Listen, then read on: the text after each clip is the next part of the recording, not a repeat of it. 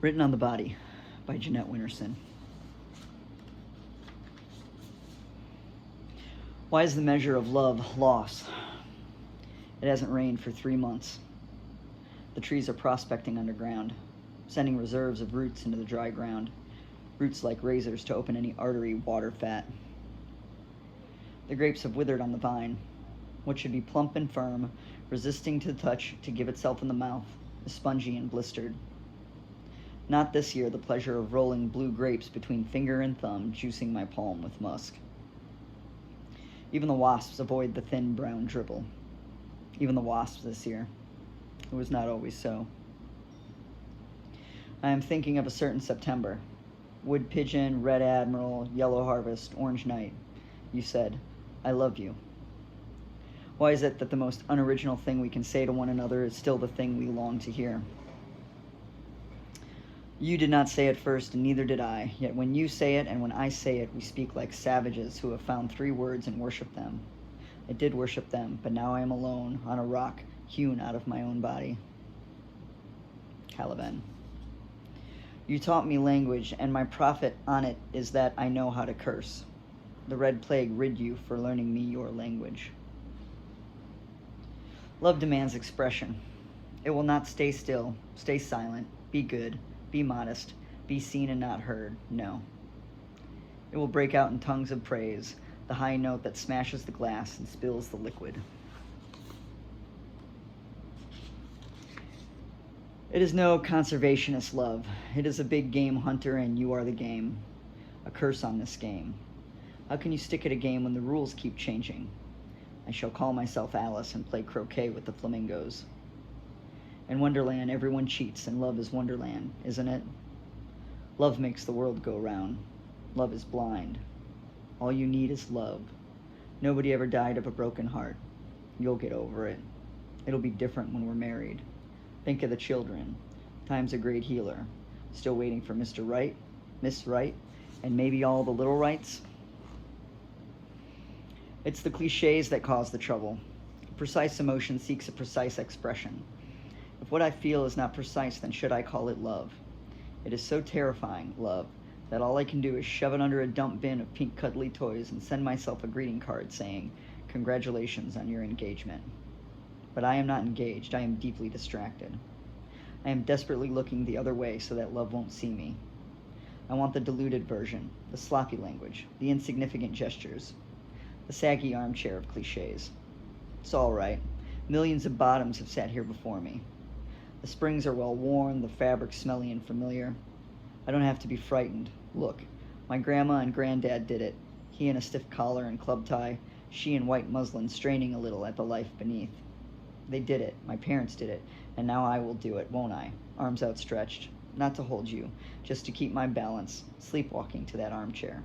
How happy we will be, how happy everyone will be, and they all lived happily ever after. It was a hot August Sunday.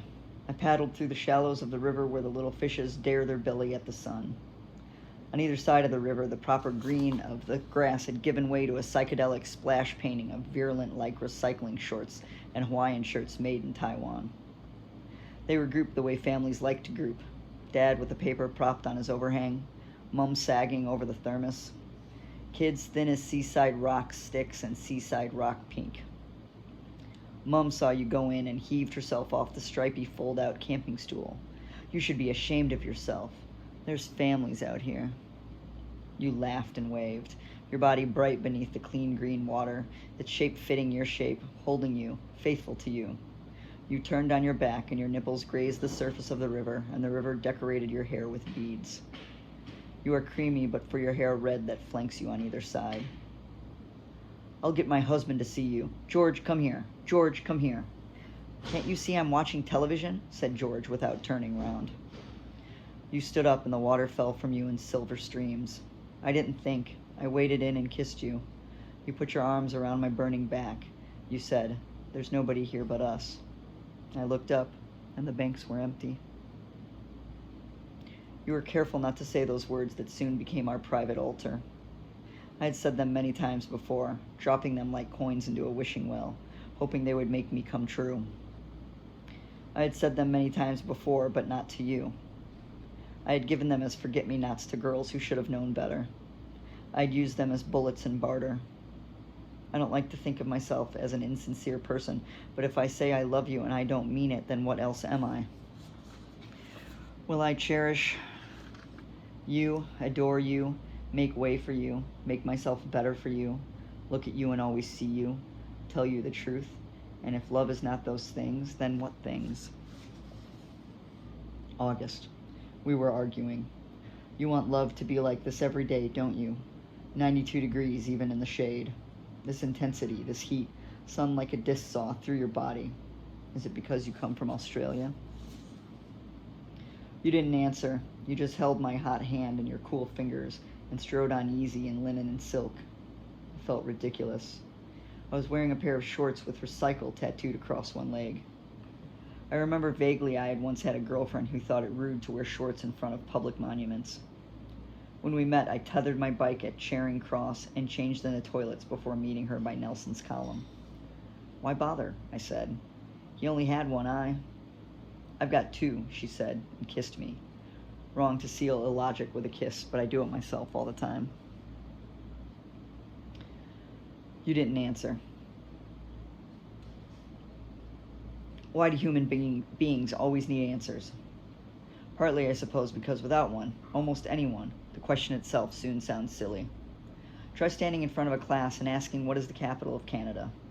The eyes stare back at you, indifferent, hostile. Some of them look the other way. You say it again. What is the capital of Canada? While you wait in silence, absolutely the victim, your own mind doubts itself. What is the capital of Canada? Why Ottawa and not Montreal?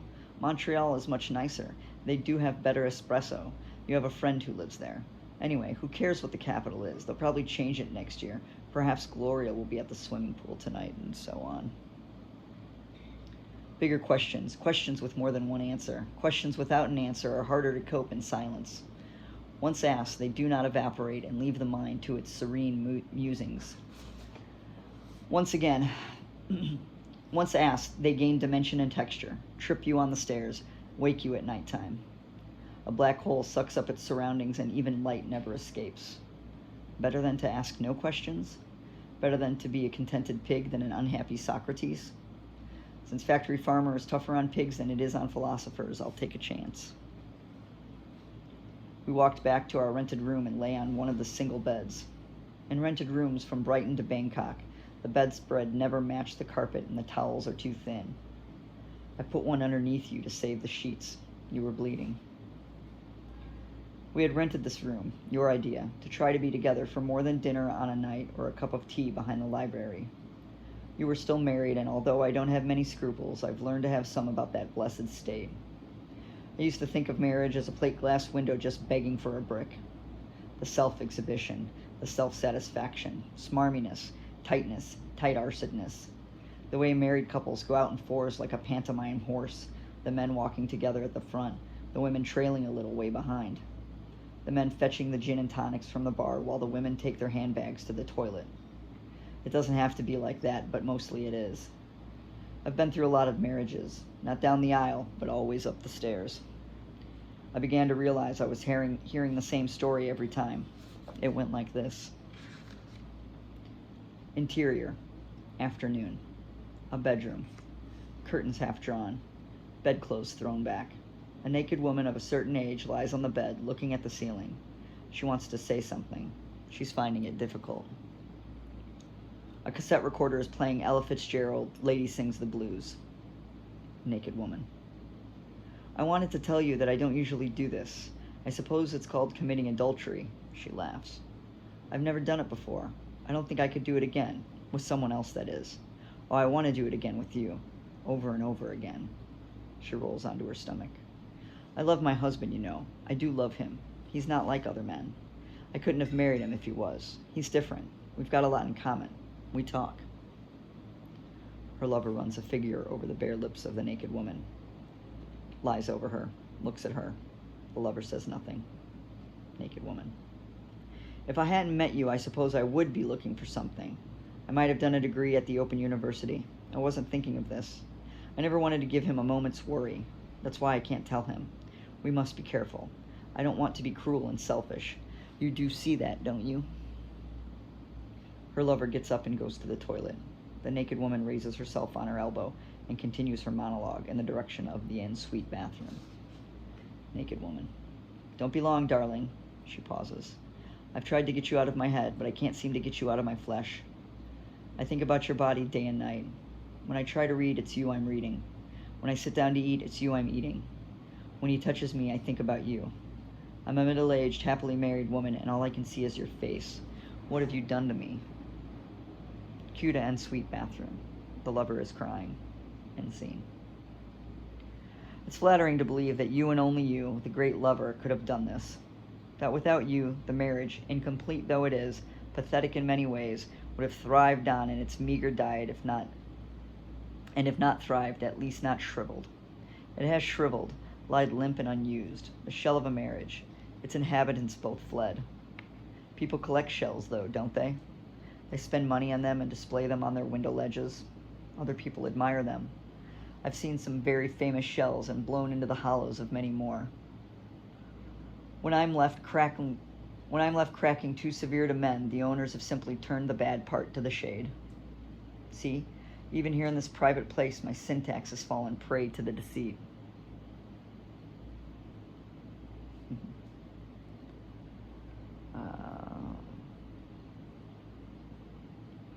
It was not I who did those things. Cut the knife, gemmed the lock, made off with goods not mine to take. The door was open. True, she didn't exactly open it herself. Her butler opened it for her. His name was Boredom. She said, "Boredom, fetch me a plaything." He said, "Very good, ma'am." And putting on his white gloves so that the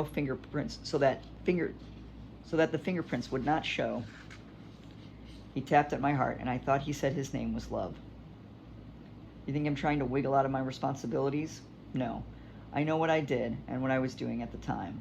But I didn't walk down the aisle, queue up the registry office, and swear to be faithful unto death. I wouldn't dare. I didn't say, "With this ring I thee wed." I didn't say, "With my body I thee worship." How can you say that to one person and gladly fuck another? Shouldn't you take that vow and break it the way you make it, in the open air? Odd that marriage, a public display and free to all, gives way to that most secret of liaisons, an adulterous affair.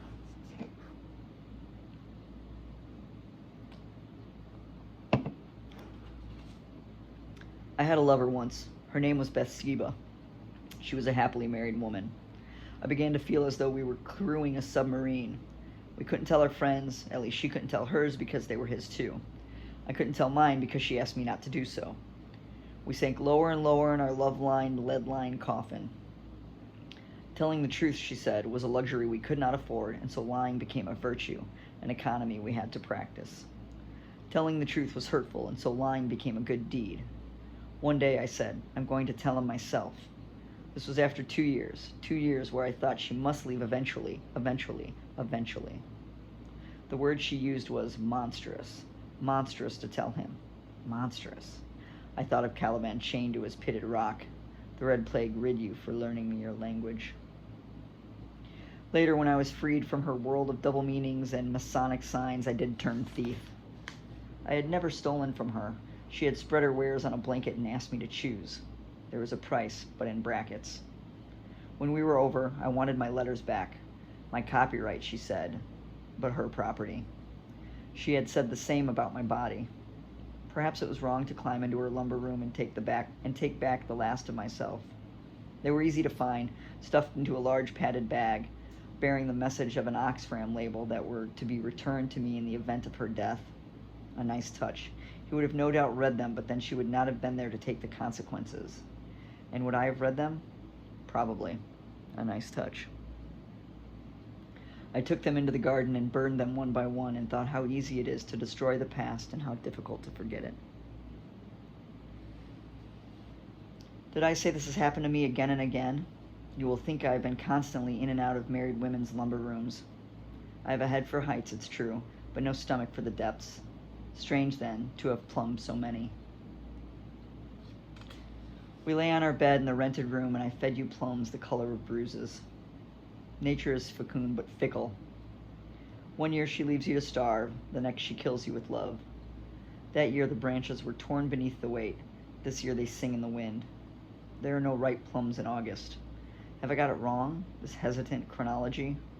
Perhaps I should call it Emma Bovary's eyes or Jane Eyre's eyes. I don't know. I'm in another rented room now trying to find the place to go back to where things went wrong. Where I went wrong.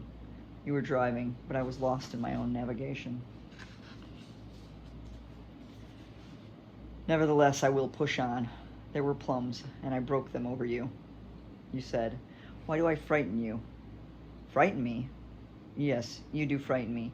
You act as though we will be together forever. You act as though there is infinite pleasure in time without end. How can I know that? My experience has been that time always ends. In theory, you are right. The quantum physicists are right. The romantics and the religious are right. Time without end. In practice, we both wear a watch. If I rush at this relationship, it's because I fear for it. I fear you have a door I cannot see and that any minute the door will open and you'll be gone. Then what?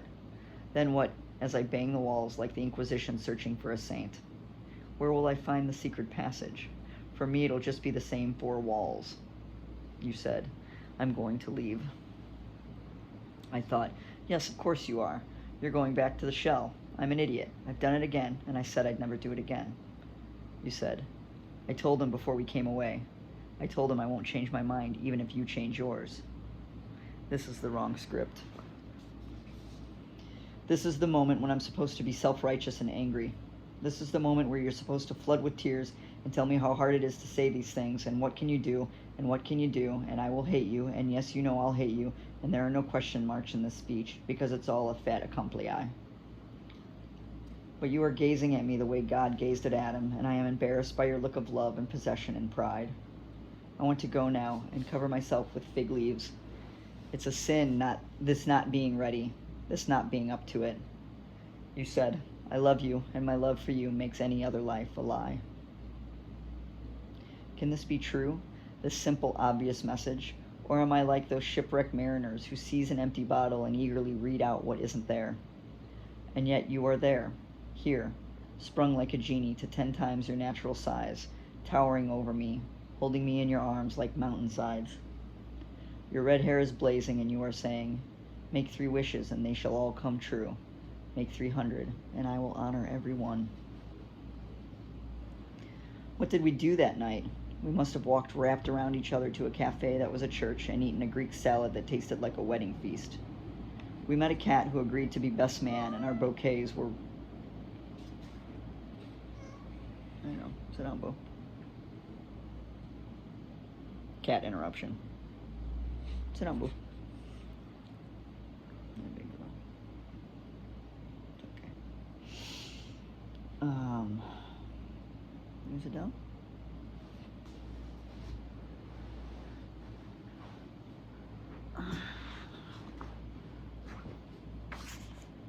Come on.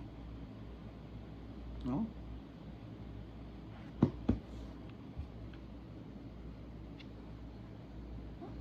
Oh, good stretch. You sit down, baby? You sit down? Lay down, baby. Good girl. Thank you. We met a cat who agreed to be best man, and our bouquets were Ragged Robin from the side of the canal. We had about 2,000 guests, mostly midges, and we felt we were old enough to give ourselves away. It would have been good to have lain down there and made love under the moon, but the truth is that, outside of the movies and country and western songs, the outdoors is an itchy business. I had a girlfriend once who was addicted to starlight nights. She thought beds belonged in hospitals. Anywhere she could do it that wasn't pre-sprung was sexy. She wore a duvet and she switched on the television. I coped with this on campsites and in canoes, British Rail and Aeroflot.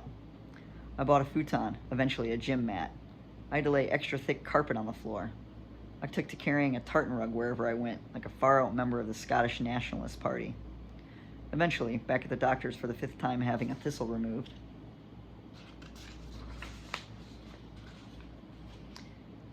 he said to me, "You know, love is a very beautiful thing, but there are clinics for people like you." Now it's a serious matter to have pervert written on your NHS file, and some indignities are just a romance too far. We had to say goodbye, and although there were some things about her that I missed, it was pleasant to walk in the country again without seeing every bush and shrub as a potential assailant. Louise, in this single bed, between these garish sheets, I will find a map as likely as any treasure hunt. I will explore you and mine you, and you will redraw me according to your will. We shall cross one another's boundaries and make ourselves one nation. Scoop me in your hands, for I am good soil. Eat of me, and let me be sweet. June, the wettest June on record. We made love every day. We were happy like colts, flagrant like rabbits, dove innocent in our pursuit of pleasure. Neither of us thought about it, and we had no time to discuss it. The time we had, we used. Those brief days and briefer hours were small offerings to a God who would not be appeased by burning flesh. We consumed each other and went hungry again. There were patches of relief, moments of tranquility as still as an artificial lake, but always behind us the roaring tide.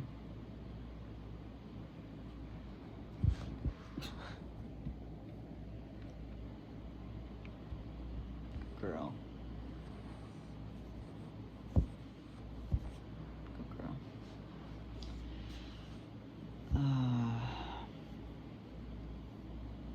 There are people who say that sex isn't important in a relationship, that friendship and getting along are what coast you through the years. No doubt this is a faithful testimony, but is it a true one? I had come to this feeling myself. One does after years of playing the Lothario and seeing nothing but an empty bank account and a pile of yellowing love notes like IOUs.